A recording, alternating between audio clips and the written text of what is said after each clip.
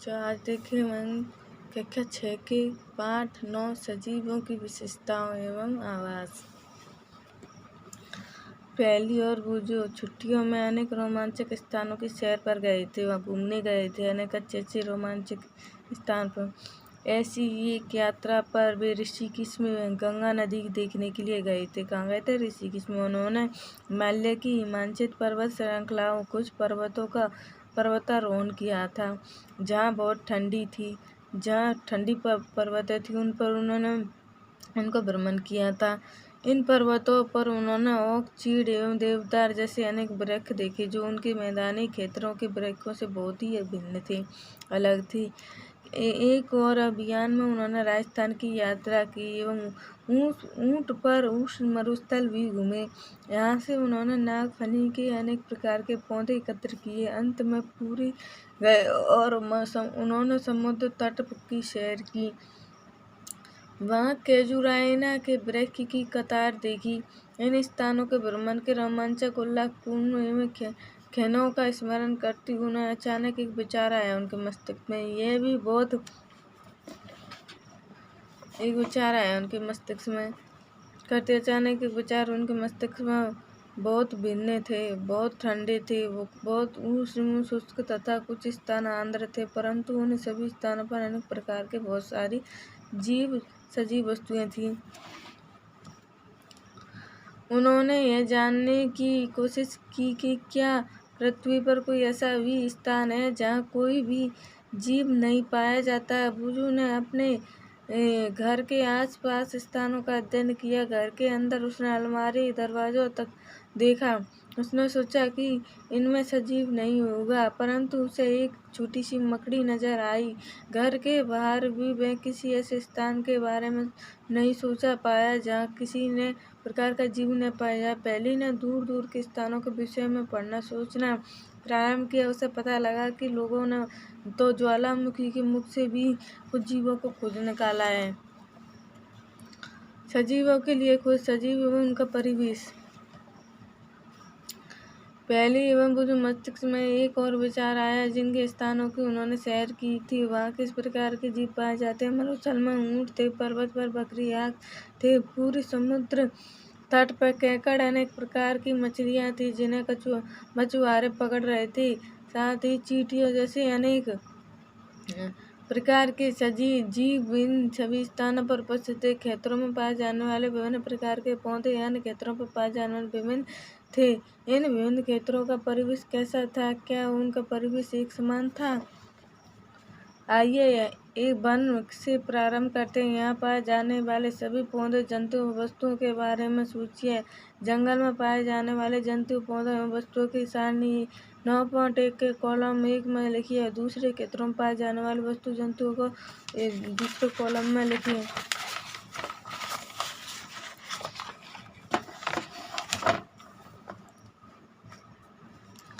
सारणी में लिखिए। आप इस अध्याय में दिए गए उदाहरण को इकट्ठा कर सारणी 9.1 को भर सकते हैं। अपने मित्रों, माता पिता, अध्यापक से भी इस विषय पर विचार विमर्श कीजिए तथा तालिका में दिए गए अन्य कॉलम में विभिन्न स्थानों पर पाए जाने वाले जंतु, पौधों के नाम लिखिए। आप पुस्तकालय में उपलब्ध उन पुस्तकों की सहायता ले सकते हैं जिनमें जंतु, पौधे एवं खनिज के विषय में जानकारी दी गई है। इस सारणी के प्रत्येक कॉलम में अधिक बड़ी छोटी वस्तुओं एवं जीवों को सम्मिलित करने का प्रयास कीजिए। जिस प्रकार की वस्तु हमें मिलती हैं वे शायद जीवित जंतु, पौधे न हो। समाप्त ये पौधे के भाग जैसे सूखी पत्तियां या जंतु के आवास जैसे हड्डियां हो। हमें भिन्न प्रकार की तथा रोडे भी मिल सकती हैं। अध्याय 5 में हम इन सारणी पर चर्चा कर चुके हैं। समुद्र जल, लवण घुले हुए, इस प्रकार की कुछ वस्तुएं। जैसे जैसे हम अध्याय को पूरा करेंगे सारणी में कुछ और उदाहरण सम्मिलित करते जाएंगे। अब जब हम अन्य रोमांचक स्थानों की यात्रा करेंगे तब सारणी के बारे में चर्चा करेंगे। आवास अनुकूलन। क्रियाकलाप 1 में आपके द्वारा सूचीबद्ध किए गए पौधे एवं जंतुओं से आपको क्या मिला है? क्या आपको अनेक प्रकार के सजीव मिले हैं? तालिका 9.1 में मरुस्थल वाले कॉलम, समुद्र के कॉलम को देखिए।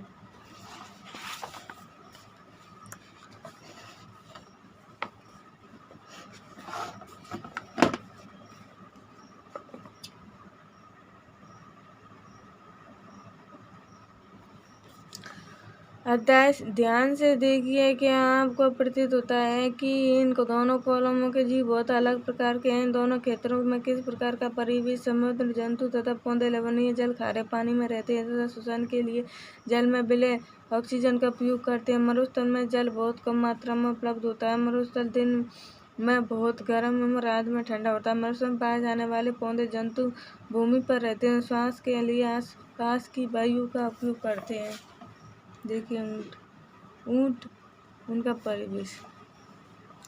समुद्र तथा मरुस्थल विभिन्न प्रकार के परिवेश और हम इन क्षेत्रों में बिल्कुल भिन्न प्रकार के पौधे और जंतु देखते हैं। क्या ऐसा नहीं है? ये तो भिन्न प्रकार के परिवेश मरुस्थल तथा समुद्र से ऊंट तथा मछली का परीक्षण करते हैं। ऊंट की शारीरिक संरचनाओं से मरुस्थल से परिस्थितियों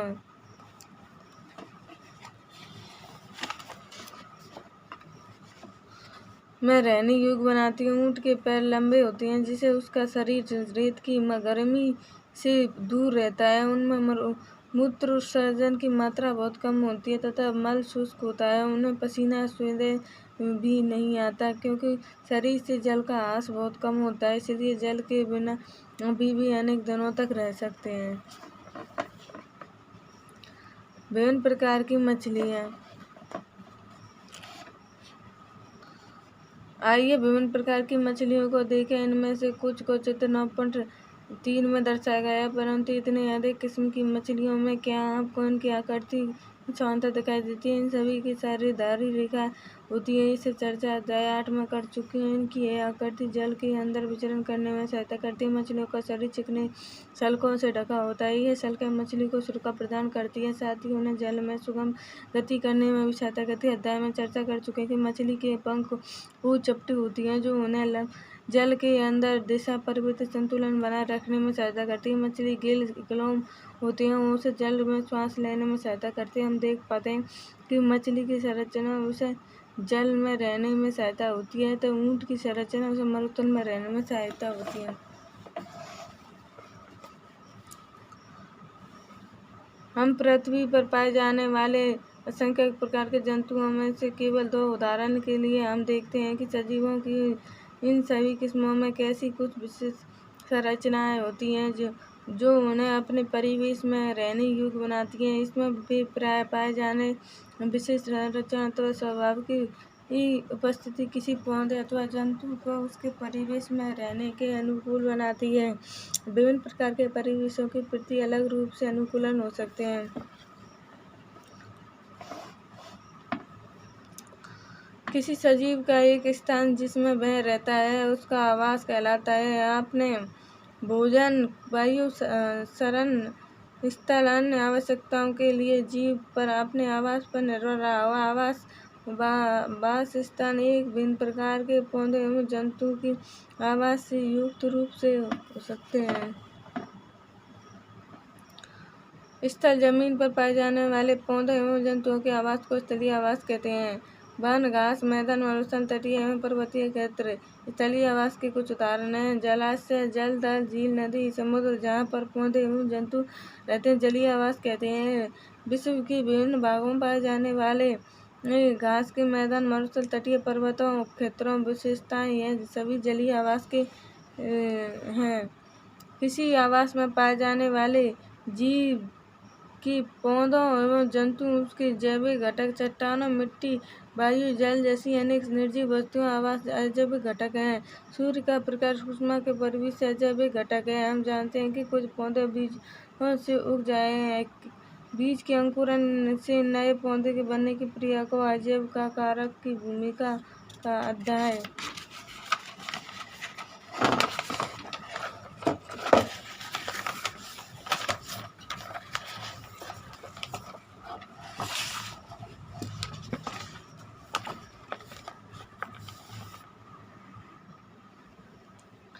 अपने परिवेश में होने वाले परिवर्तनों के साथ सामंजस्य स्थापित करने के लिए कुछ जीवों में थोड़े समय के लिए परिवर्तन हो सकते हैं। थोड़े समय के लिए वो बदल सकते हैं, परिवर्तन कर सकते हैं। उदाहरण के लिए यदि मैदानी क्षेत्रों में रहते समय अचानक ही ऊंट पर्वतीय क्षेत्र में चले जाएं तो हमें कुछ दिनों तक सांस लेने एवं शारीरिक व्यायाम में असुविधा हो सकती है।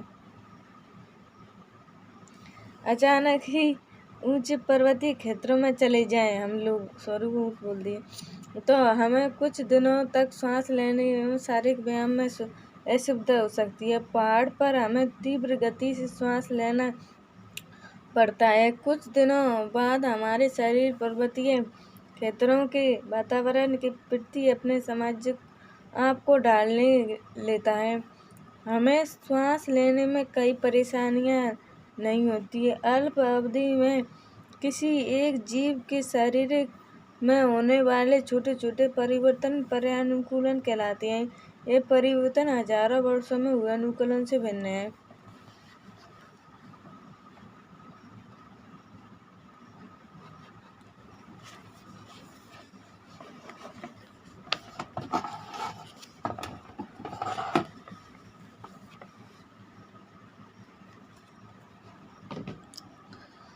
अध्याय 1 में दी गई क्रियाकलाप 5 का स्मरण कीजिए। इस क्रियाकलाप में मूंग के बीज से अंकुरित निकल आता है। ये वे अंकुरित हो गए। यह बीज से अनेक नए पौधे का प्रारंभ है। मूंग के कुछ सूखे बीजों को एकत्र कीजिए। कुछ बीजों के एक ढेर को अलग रख दें तथा शेष को एक दिन के लिए पानी में भीगने के लिए रख दें। भीगे हुए बीजों को 4 हिस्सों में बांटें। उसमें से एक हिस्से को 3-4 दिन के लिए पूरी तरह पानी में डुबोकर रख दें। सूखे हुए बीजों को तथा पानी में पूरी तरह डूबे बीजों को बिल्कुल न हिलाएं। भीगे बीजों में से एक भाग को धूप वाले कमरे में तथा दूसरे भाग को पूरे अंधेरे क्षेत्र में रख दें, जैसे कि अलमारी जिसमें धूप नहीं आती है। अंतिम भाग को बहुत ही ठंडे वातावरण में रख दें कि रेफ्रिजरेटर या उनके चारों ओर बर्फ लगा दें। इन 3 भागों को प्रतिदिन जल में नम रखें तथा अधिक जल को निकाल दें। कुछ दिन बाद आप क्या देखते हैं कि क्या सभी 5 भाग समान रूप से अंकुरित होते हैं? क्या आप प्रकाश को दूर रखे भाग या अत्यधिक ठंडे परिवेश में रखे भाग अंकुरण की दर में कमी या अंकुरण नहीं देखते हैं? क्या आपने पाया कि वायु, जल, प्रकाश तथा ऊष्मा जैसे अजैविक घटक सजीवों के लिए अत्यंत आवश्यक है? वास्तव में यह अजैविक कारक सभी जीवों के लिए महत्वपूर्ण है। हम देखते हैं कि सजीव बहुत ठंडे और बहुत ही उष्ण परिवेश में पाए जाते हैं। क्या ऐसा नहीं होता है कि सजीव इस विषय में परिवेश में आजीवित रहने के लिए किसी विशेष व्यवस्था को अपनाते हैं, अनुकूलन का काम करते हैं? अनुकूलन अल्पकाल में नहीं होता है। हजारों वर्षों की अवधि में किसी क्षेत्र के अजैविक घटकों के परिवेश से आते हैं। वे जंतु जो इन परिवेशों के प्रति अपने आप को नहीं ढाल पाते मर जाते हैं। केवल वे जीव ही जीवित रहते हैं जो अपने आप को बदल लेते हैं, परिवेश के अनुसार अनुकूलित कर लेते हैं। जंतु विभिन्न अजैविक कारकों के लिए विभिन्न अवधि या से अपने आप को अनुकूलित कर लेती हैं। इसका परिणाम विभिन्न आवासों में जीवों की विविधता होना है। आइए कुछ आवासों इनके अजैविक घटकों एवं उसमें रहने वाले विभिन्न जीवों में अनुकूलन का अध्ययन करें। विभिन्न आवासों की यात्रा। कुल स्थान आवास। मरुस्थल के अजैविक घटकों एवं ऊँट के अनुकूलन के विषय में हम पहले ही चर्चा कर चुके हैं। मरुस्थल में पाए जाने वाले अन्य जंतु एवं पौधों में क्या होता है? क्या उनमें भी इस प्रकार के अनुकूलन पाए जाते हैं?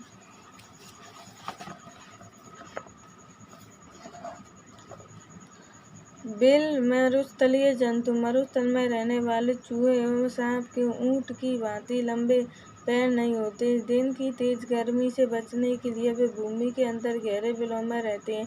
रात्रि के समय जब तापमान में कमी आती है तो ये तुरंत बाहर निकल आते हैं।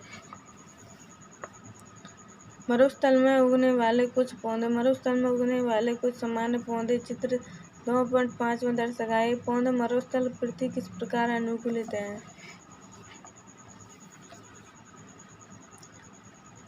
गमले में लगा ये कैप्टन तथा पत्तियों वाला एक पौधा कक्षा में लगा है। दोनों मैदानों के कुछ भागों को पॉलीथीन थैली से ढककर उसी प्रकार की बांधी है। जिस प्रकार से अध्याय 7 के क्रियाकलाप 4 में हमने पौधों के बाष्प उत्सर्जन का अध्ययन करते समय बांधा था। गमले में लगे पौधों को धूप में रख दीजिए तथा कुछ घंटों के लिए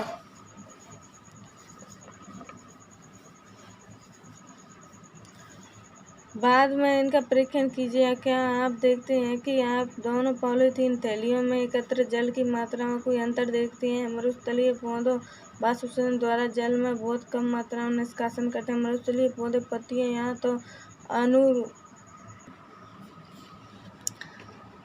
मरुस्थलीय बाष्प उत्सर्जन द्वारा की बहुत कम मात्रा निष्कासित करते हैं। मरुस्थलीय पौधों पत्तियों या तो अनुपस्थित होती हैं अथवा बहुत छोटी होती हैं। कुछ पौधों में पत्तियां कांटे सूल का रूप ले लेती हैं। इससे पत्तियों से होने वाले बाष्प उत्सर्जन में होने वाले जल का ह्रास में कमी आ जाती है। नागफनी पत्ती कैसी जैसी संरचना को आप देखते हैं, वास्तव में इसका तना इन पौधों में प्रकाश संश्लेषण समानांतर तने में होता है। तना एक मोटी मोम परत से ढका होता है। इससे पौधों को जल संरेखन में सहायता मिलती है। अधिकतर मरुस्थलीय पौधों की जड़ें जल अवशोषण के लिए मिट्टी में बहुत गहराई तक चली जाती हैं। पर्वतीय क्षेत्र, ये आवास क्षेत्र सामान्यतः बहुत ठंडे होते हैं और इनमें तेज हवा चलती है। कुछ क्षेत्रों में शीतकाल में हिमपात भी होता है। पर्वतीय क्षेत्रों में पौधों एवं जंतुओं की अनेक प्रजातियां पाई जाती हैं। क्या आपने चित्र 9.6 में दर्शाए गए वृक्ष देखे हैं? पर्वतीय आवास के कुछ क्षेत्र।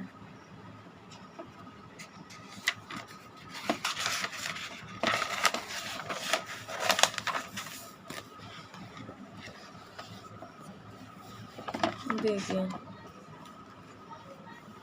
यदि आप पर्वतीय क्षेत्र में रहते हैं अथवा वहाँ घूमते हैं तो आपने ऐसे अनेक वृक्ष देखे होंगे, परंतु क्या आपने ऐसे वृक्षों को अन्य क्षेत्रों में भी देखा है? ये वृक्ष अपने आवास में विद्यमान परिस्थितियों के रहने के लिए किस प्रकार अनुकूलित वृक्ष हैं? टाइगर, कैडा, पहाड़ी तेंदुआ, याक तथा पहाड़ी बकरी पर्वतीय आवास के प्रति अनुकूलित हैं।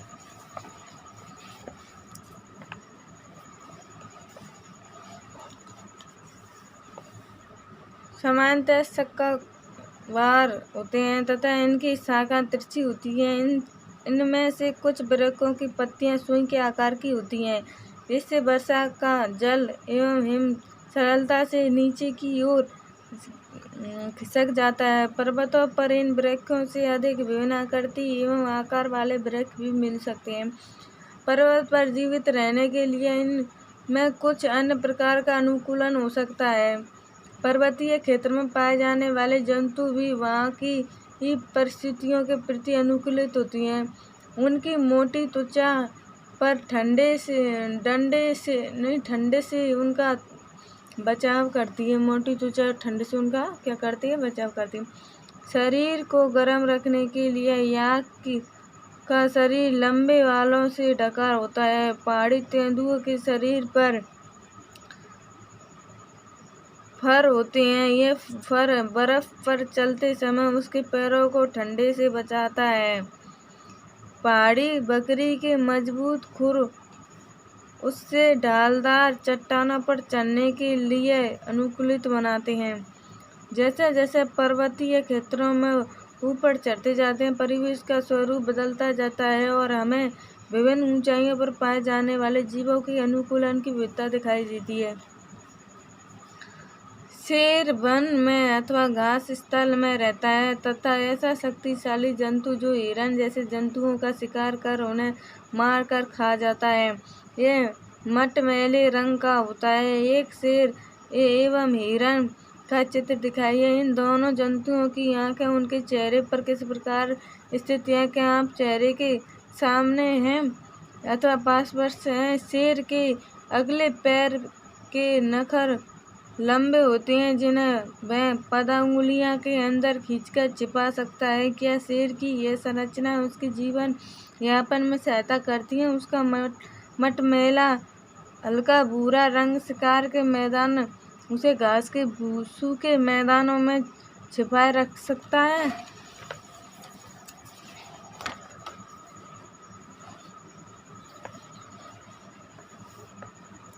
एक शेर एवं एक हिरन। शिकार को पता भी नहीं चलता, चेहरे के सामने की आंखें उसे वन में दूर तक शिकार खोजने की सहायता होती है। एक दूसरे जंतु हिरन है जो वन या घासस्थल में रहता है। पौधों के कठोर तनों को चबाने के लिए इसके मजबूत दांत होते हैं। हिरन को अपने शिकारी शेर जैसे जंतुओं को उसे अपना शिकार बनाने की उपस्थिति की जानकारी आवश्यक है ताकि वह उसका शिकार न बन सके और वहां से भाग जाए। उसके लंबे कान उसे शिकारी की गतिविधियों की जानकारी देती हैं। उसके लिए शेर के पास दोनों ओर स्थित आंखें प्रत्येक दिशा में देखकर खतरा महसूस कर सकती हैं। हिरन की तेज गति उसे शिकारी से दूर भागने में सहायता देती है। शेर, हिरन तथा अन्य जंतुओं एवं पौधों में और भी बहुत सी विशेष संरचनाएं होती हैं जिन्हें आवास में जीवित रहने योग्य बनाती हैं। कुछ जलीय आवास। समुद्र में रहने के लिए मछली के अनुकूलित विषय में हम चर्चा कर चुके हैं। दूसरे समुद्र से जब समुद्री जंतु शरीर एवं धारा रेखीय होता है तो जिससे वे जल में सुगमता से चल सकते हैं। स्क्विड, ऑक्टोपस जैसे कुछ समुद्री जंतुओं का शरीर आमतौर पर धारा रेखीय नहीं होता है। वे समुद्र की गहराई में तलहटी में रहते हैं तथा अपनी ओर आने वाले शिकार को पकड़ते हैं। जब वे जल में चलते हैं तो अपने शरीर को धारा रेखीय बना लेते हैं। जल में सांस लेने के लिए इनमें से क्लोव होते हैं।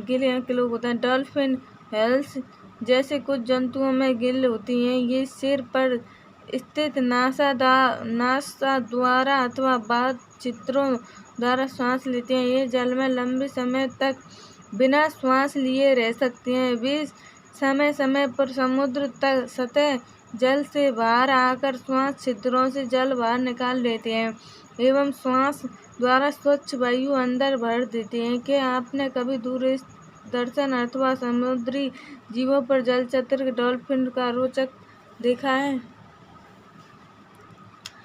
तालाब एवं झीलें। क्या आपने तालाब, झीलें, नदी एवं नलों के पौधों को उगे देखा है? यदि यह संभव हो तो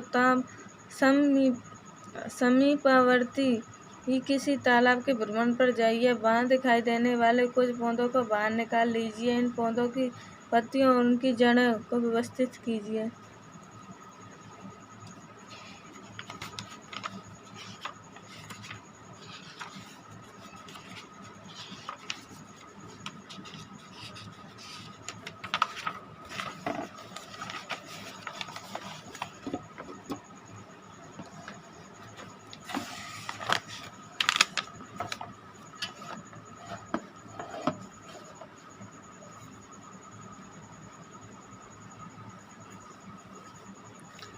कुछ जलीय पौधे जल सतह पर प्लावन करते आंशिक रूप से जलमग्न होते हैं।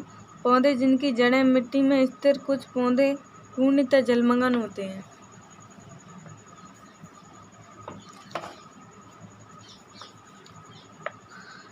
इनमें से कुछ पौधों की जड़ें जलाशय की तलछटी पर मिट्टी में स्थिर रहती हैं। स्थलीय पौधों में जड़ें मिट्टी से जल एवं खनिज पोषणों के अवशोषण का महत्वपूर्ण कार्य करती हैं, परंतु जलीय पौधों में जड़ों के आकार में बहुत छोटी एवं इनका मुख्य कार्य पौधों को तलछटी में जमाए रखना होता है।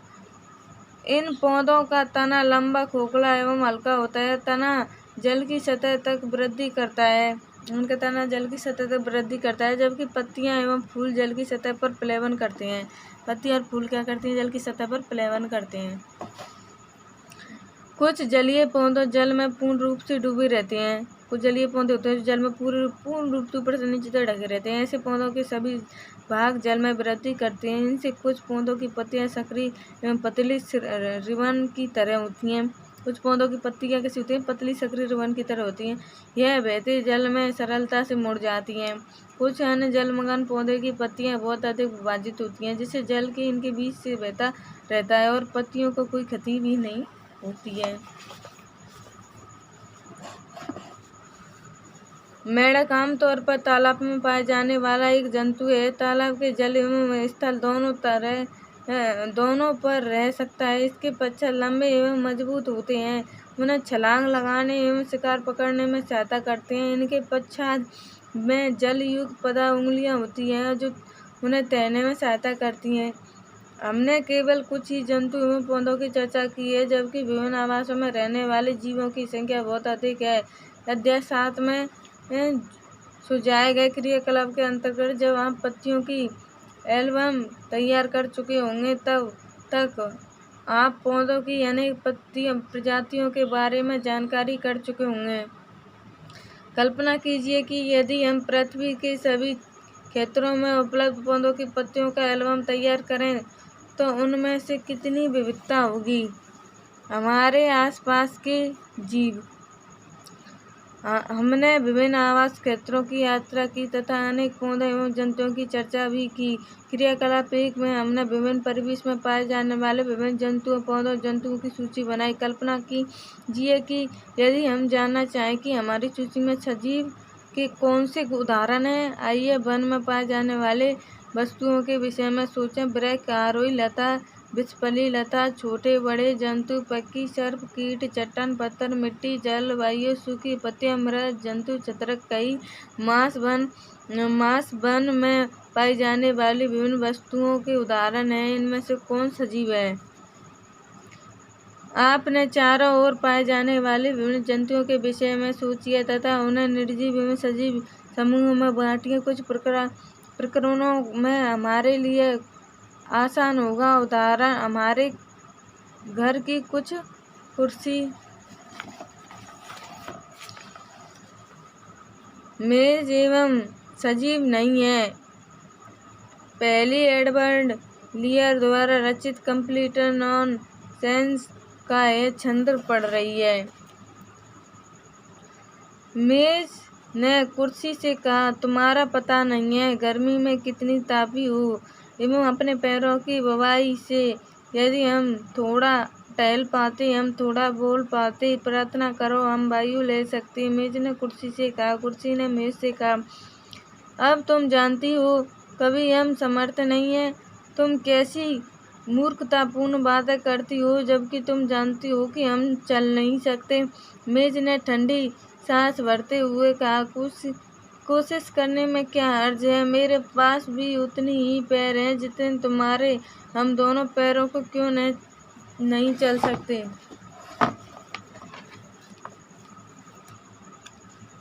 पहली और बूजू को कविता बहुत मजेदार लगी क्योंकि वे जानते थे कि मेज और कुर्सी सजीव नहीं है थे। न तो चल सकती है न बोल सकती है। हम जानते हैं कि कुर्सी, मेज, पत्थर अथवा सिक्का सजीव नहीं है। इसी प्रकार हम जानते हैं कि हम जीवित हैं और हमारी ही तरह सांस के लेने वाले सभी मनुष्य, कुत्ता, बिल्ली, बंदर, गिलहरी, कीट जैसे जंतु सभी सजीव हैं। हम कैसे पता चलता है कि कोई वस्तु सजीव है। कभी कभी यह निर्णय करना इतना आसान नहीं होता। हम कह सकते हैं कि पौधे सजीव हैं परंतु कुत्ते अथवा कबूतर की भांति चल नहीं सकते। दूसरों की ओर कार अथवा बस चल सकती है, फिर भी हम उन्हें निर्जीव कहते हैं। पौधे एवं जंतु समय के साथ वृद्धि करते हैं परंतु कई बार ऐसा प्रतीत होता है कि जैसे कि आकाश में बादल अपने आकार में वृद्धि कर रहे हों।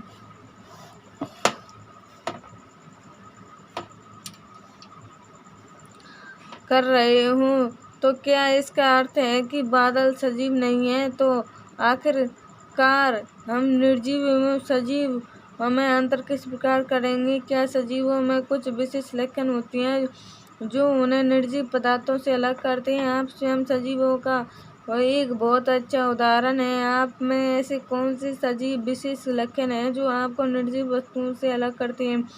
अपनी नोटबुक में ऐसे कुछ लक्षणों के नाम लिखिए। अपनी बनाई गई सूची को ध्यान से देखिए। पता लगाइए कि कौन से लक्षण आपने जंतु अथवा पौधों में भी पाए जाने वाले संभवतः इनमें से कुछ लक्षण सजीव वस्तुओं में एक समान होते हैं। क्या सभी सजीवों को भोजन की आवश्यकता होती है? अध्याय 1 एवं अध्याय 2 में आपने यह जाना है कि सभी सजीवों को भोजन की आवश्यकता होती है। भोजन हमारे लिए विभिन्न जंतुओं के लिए नितांत आवश्यक है। हमने यह भी सीखा है कि पौधे प्रकाश संश्लेषण द्वारा अपना भोजन स्वयं बनाते हैं। जंतु भोजन के लिए पौधों अथवा अन्य जंतुओं पर निर्भर करते हैं। भोजन सजीव को उनकी वृद्धि के लिए आवश्यक ऊर्जा प्रदान करता है। यह सजीवों को उनके अंदर होने वाले अन्य जैव प्रक्रियाओं के लिए भी ऊर्जा आवश्यक है। क्या सभी जीवों में वृद्धि परिलक्षित होती है? क्या 4 वर्ष पुराना कुत्ता आपको अभी भी ठीक आता है? क्या